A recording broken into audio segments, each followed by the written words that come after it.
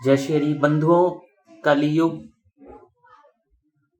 के विषय में बात चल रही थी, युग धर्म के विषय में बात चल रही थी। आइए प्रारंभ करते हैं जहां से छोड़ा था हमने।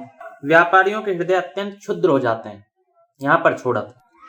वे कौड़ी कौड़ी से लिपटे रहते और छदाम छदाम के लिए धोखाधड़ी करने लगते हैं। और तो क्या, आपत्ति न होने पर तथा धनी होने पर भी वे निम्न श्रेणी के व्यापारों को, जिनकी सत्पुरुष निंदा करते हैं, ठीक समझने और अपनाने लगते हैं। स्वामी चाहे सर्वश्रेष्ठ ही क्यों न हो, जब सेवक लोग देखते हैं कि इसके पास धन दौलत नहीं रही, तब उसे छोड़कर भाग जाते हैं। सेवक चाहे कितना ही पुराना क्यों न हो, परंतु जब वह किसी विपत्ति में पड़ जाता है तब स्वामी उसे छोड़ देते हैं। और तो क्या, जब गऊएं बकेन हो जाती हैं, दूध देना बंद कर देती हैं, तब लोग उनका भी परित्याग कर देते हैं। ये तो आप जानते ही हैं, दूध दे रही है जब तक गाय, ठीक है, नहीं तो चाहे जाट हो, चाहे गुजर हो, चाहे गौपालक कोई भी हो, ग्वाला, ये सब लोग अधिकतर देखा जा रहा है गाय को बेच देते हैं। इन्हें कोई लेना देना नहीं कि हमारी गाय कहाँ जा रही है, कटने जा रही है, मरने जा रही है, उसने आज तक हमें दूध पिलाया माता की भांति, और अब हम उसका परित्याग कर देंगे, वो कहाँ जाएगी, ये नहीं सोचते। प्रिय परीक्षित, कलयुग के मनुष्य बड़े ही लंपट हो जाते हैं। वे अपनी काम वासना को तृप्त करने के लिए ही किसी से प्रेम करते हैं।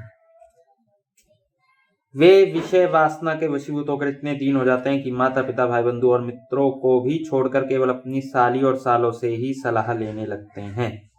विषय वासना, काम वासना को तृप्त करने के लिए ही वो किसी से प्रेम करते हैं। मैं तुमसे बहुत प्यार करता हूं, और जब तृप्ति मिल गई तो विवाह नहीं करना जी।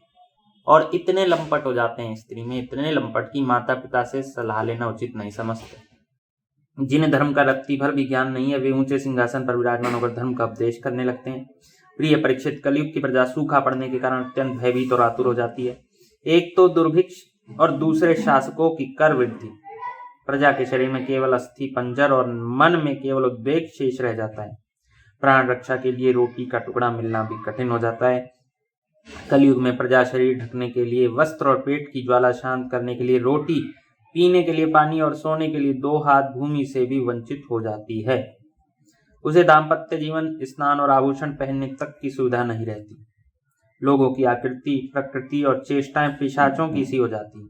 कलयुग में लोग अधिक धन की तो बात ही क्या, कुछ कौड़ियों के लिए आपस में वैर विरोध करने लगते और बहुत दिनों के सद्भाव तथा मित्रता को तिलांजलि दे देते हैं।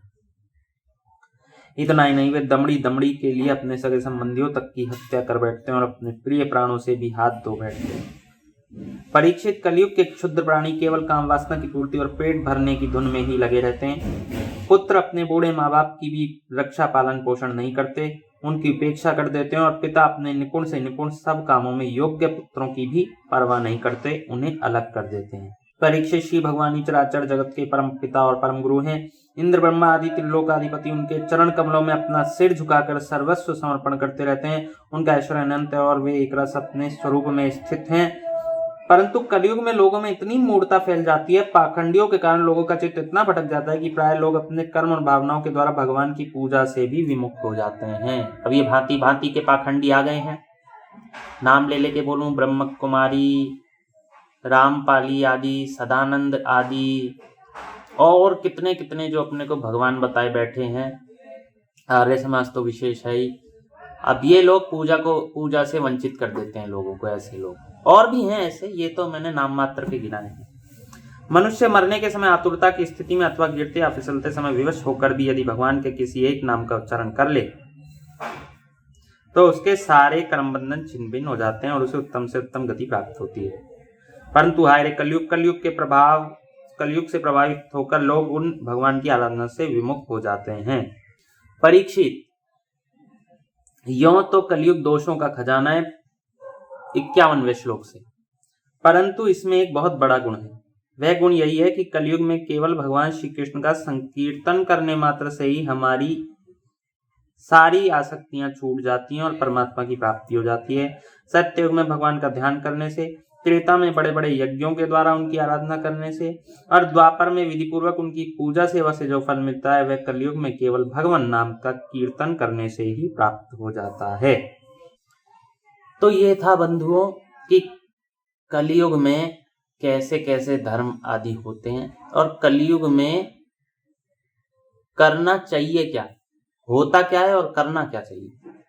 होता तो ये है जो आपको बताया, लेकिन उन्होंने बताया कि कलयुग में भगवान नाम का संकीर्तन मात्र कर लोगे, कुछ भी नहीं कर पा रहे हो, तो उससे सब कुछ आपको प्राप्त हो जाएगा।